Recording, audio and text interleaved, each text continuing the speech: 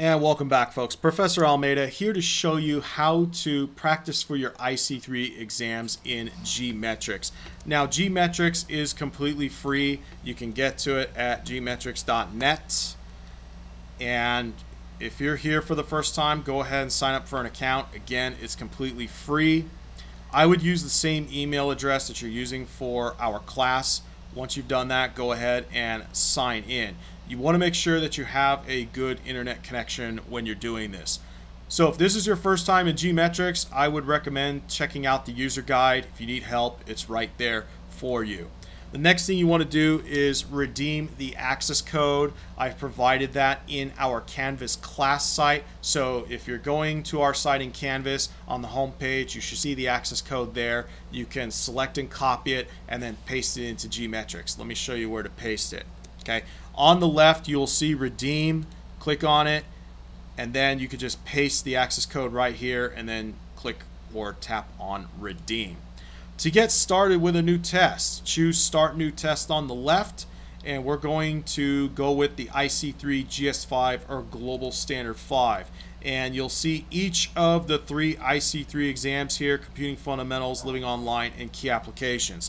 Now, before we continue, you might be confused with all of the different versions between Office 2016 and Compass, and the fact that we are using Office 365 in 2019 in this class. Okay, honestly, there isn't much difference between 2016 and 2019, and if there is a newer version of the IC3 coming out, you will most certainly know about it because I will mention it in class. But for now, we are using IC3 GS5 Office 2016. Now, Certiport had tried to replace Office 2016 with the Compass version, but they recently discontinued it because there were a whole bunch of issues with those exams. So we're back to Office 2016. Okay. All right. Again, we have Computing Fundamentals, Office 2016, Living Online, Key Applications. If you're doing Computing Fundamentals, choose this Office 2016 version here. Avoid this one over here because that is old. That's Office 2013. 2013 is in the dustbin of history. So we are going to go with Office 2016. Let's say I'm choosing Computing Fundamentals.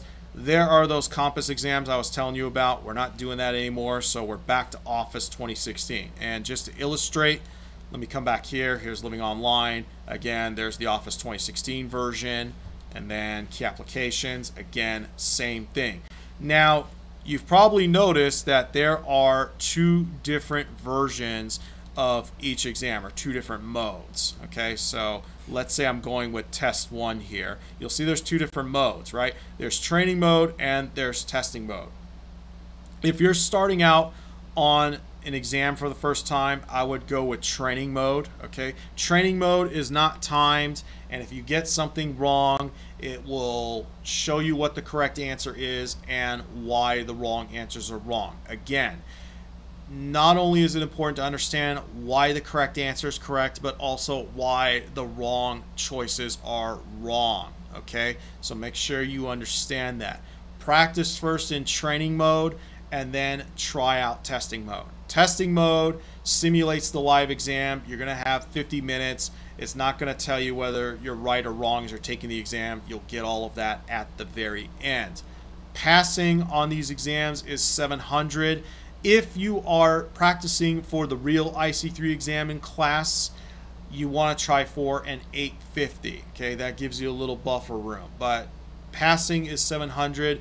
If you are doing this as an assignment, okay, if you're taking COSA 30 online and turning in your GMetrix results, you're aiming for a 700 in testing mode. Okay, you can choose test 1 or test 2 here, doesn't matter. All you need to do is pass with a 700 or better. Again, if you're practicing for the real thing, you want to try for an 850. Let me show you how to turn in your exam results here. Okay, so let's say you come back into GMetrix. To turn in your results, you're going to go over to tests, completed tests, and I'm going to need to filter through my results here. So let's say it's Computing Fundamentals, right? Okay, so here are my two IC3 exams. You could see that I've scored a 94 over here and a 96 over here. So You could take this as many times as you want, by the way.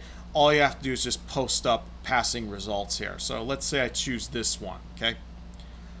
Make sure that your name is clearly displayed in the results, okay? So here it is. Make sure your name is clearly there. You can see it's Computing Fundamentals, Office 2016 version in testing mode, okay? Make sure you're turning in testing mode, not training. And you're going to click on this print icon, okay? You're going to save as PDF. Now on some other systems, let me show you here. Let's say we're in Windows 10, okay? This is in Chrome. Right, this is in Chrome. It's gonna say the same thing, right? It's gonna say save as PDF. Just let me show you here, for sake of example. Okay, in Chrome, it's going to save as PDF. In other systems, it might be a little bit different. So in this case, it says Microsoft Print to PDF. That's also what you want, right? If you're not sure on how to do this, right? If you're not sure on how to do this in the actual assignment, IC3 Computing Fundamentals, IC3 Living Online, IC3 Key Applications, I've included a WikiHow link in there. You can read up all about it, but the bottom line is you're turning in a PDF of your results, okay? So let's say we're going to save to PDF. Make sure you know where you're saving it to. In this case, my downloads folder, and it's called test results, okay? So you're going to come back into Canvas, you're going to find that PDF file, and you're going to turn it in. One more thing I want to share with you, and this is especially the case with Computing Fundamentals.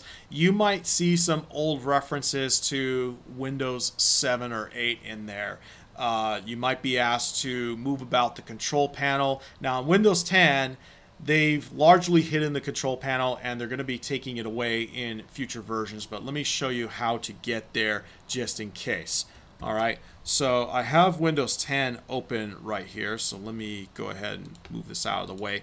To get to the control panel, you can do a search for it. Okay, see what I'm doing here? Do a search for control panel, and now you can poke around and look and see where things are in there. So if you get questions about the control panel and you get it wrong, go into Windows 10 while you still can, get into the control panel and start looking around, see where things are. That way you'll be able to answer the questions. Anyway, I hope this video has helped you out here. Good luck on your IC3 exams. Thanks for watching, and I'll see you around.